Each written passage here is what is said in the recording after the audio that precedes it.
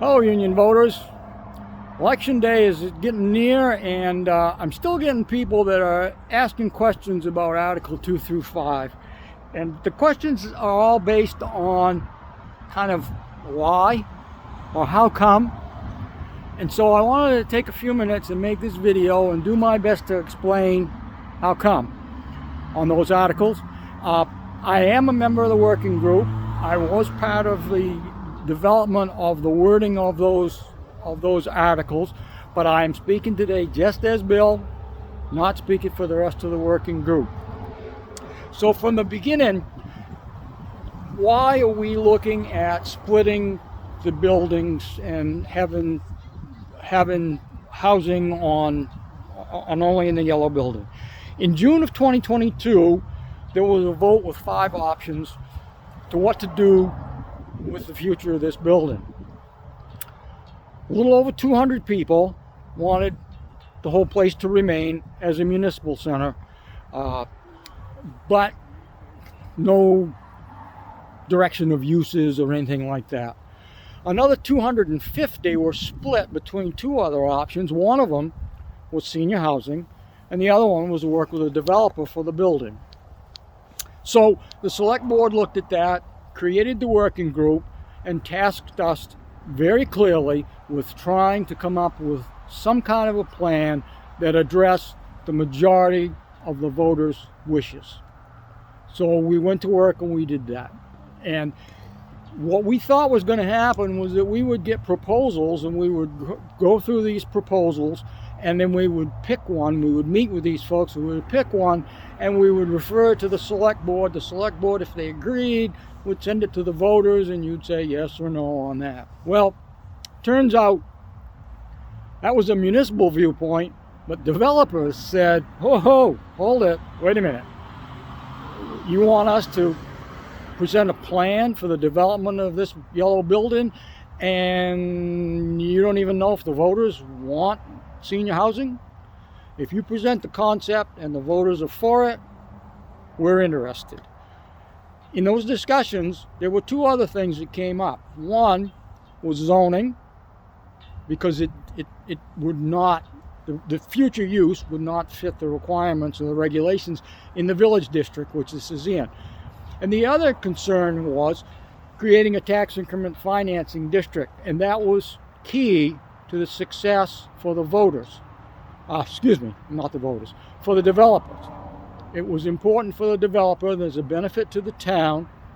That's been discussed, but I will go over it briefly. So there were those 3 things. So that's why Articles 2, 3, and 4 are on the ballot. So Article 2, I want to just turn the camera around here. Article 2 only asks the voters if they want us to continue to negotiate, work with developers, get proposals, and see what we can put together to present back to the select board for the development of this yellow building into senior housing. One of the reasons that we feel that senior housing is appropriate, along with the fact the voters ask for it, is these buildings, a lot of schools have been converted to senior housing, and they really work well. The size of the classroom easily could be an efficiency or a 1-bedroom apartment, and that would appeal to seniors. The location is great. It's a short walk to town. Town office is next door. Family and friends can visit. It's handy right off the road. So that's the reason for that. Now I want to skip from Article 3 and go to Article 4. Article 4 is a zoning. And if we were to convert this yellow building to apartments, there would be more people than are allowed in the village district. In other words, this building could not be built new today down off the common someplace, nor should it. So there would have to be a modification for density, the number of people, and there would also have to be some sort of address to setback, because there's a minimum setback required in the village district.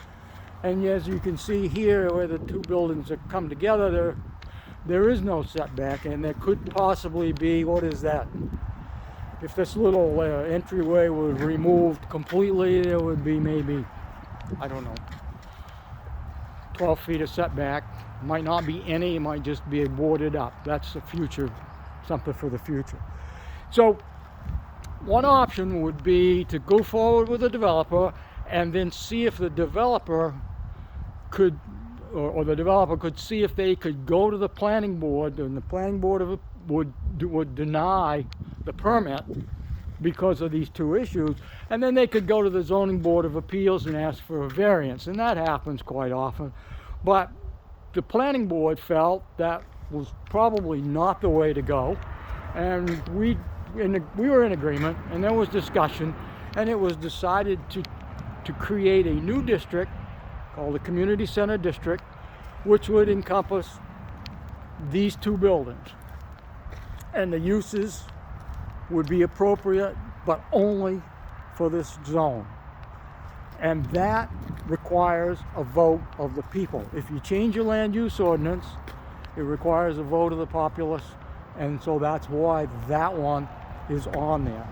And just as an aside, if they went to the zoning board of appeals and got a variance, that would be decided by a small group of people, just that board.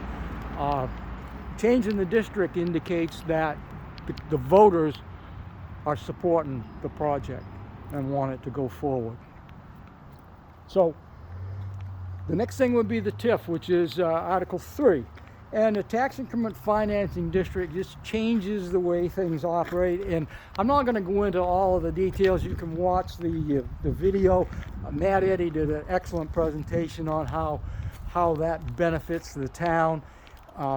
And it's important to understand that developers feel that that's key to the success of this project. So I'm not going to say that if the TIF isn't approved, the project won't go forward, but it's pretty unlikely, because that's what they need. And then that gives the town, in lieu of taxes, that gives the town money that at this point we're proposing would go towards this building, and that's only because the voters indicated in June of 22 that they want to keep it.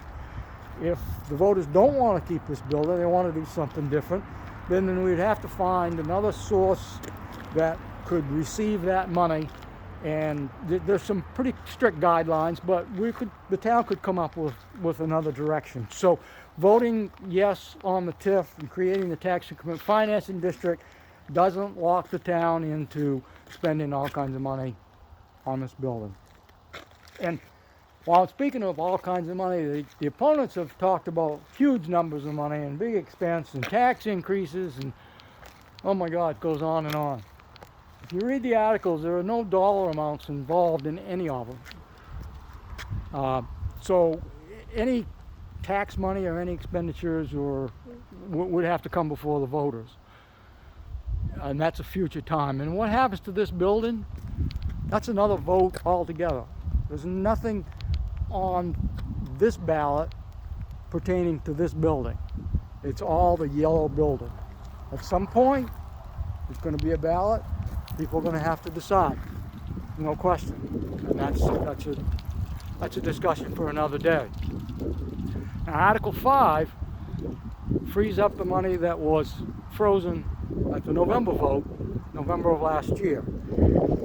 And there is a good deal of money sitting in an enterprise account. It can't be used for anything else. So if you decide that voters decide they don't want to do anything with this building, or they want to do something completely different, then that money can't just be turned over and used to build a new building or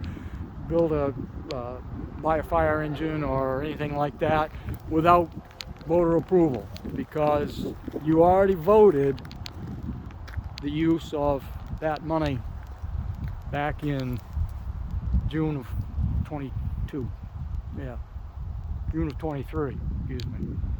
Whatever, I've lost track. It makes so many votes. But so the point is, it frees the money up, and there's no plan that I know of. It'll be up to the select board, but there's no plan. I don't think there's even been a discussion of what possible things might take place in here. So it's pretty hard to put a dollar figure on it. But the important thing about considering opening that, freeing that money up, is what we discovered is that even if money was donated for certain projects in this building, because of the way that vote was worded, it couldn't be spent. So I don't have any reason to believe this is going to happen, but if someone were to pass away and leave millions of dollars in their estate and bequeath it to the town to upgrade this building, we couldn't touch it, couldn't do a thing. So it doesn't spend any money, it just removes the lock that's on it. So that's my take on what these articles are about, the why.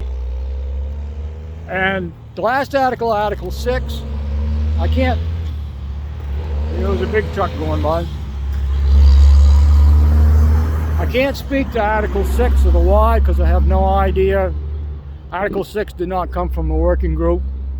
I don't know if it came from the select board.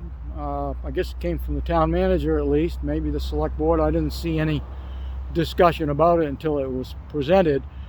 But how you vote is your business, and especially how you vote on these other 3 articles. And how you vote on Article 6 is your business. I'm not going to vote in the positive for Article 6. I'm going to vote no. And the reason I'm going to vote no is because I think a project like this, of this size, and the extent to this, should be decided by the voters, not by 3 members of the select board, because 3 members is a majority. Now I say that with no negative reflection on the current board. That's nothing to do with that. I just don't think 3 people should make this kind of a decision, or even 5 people. It needs to go to the voters.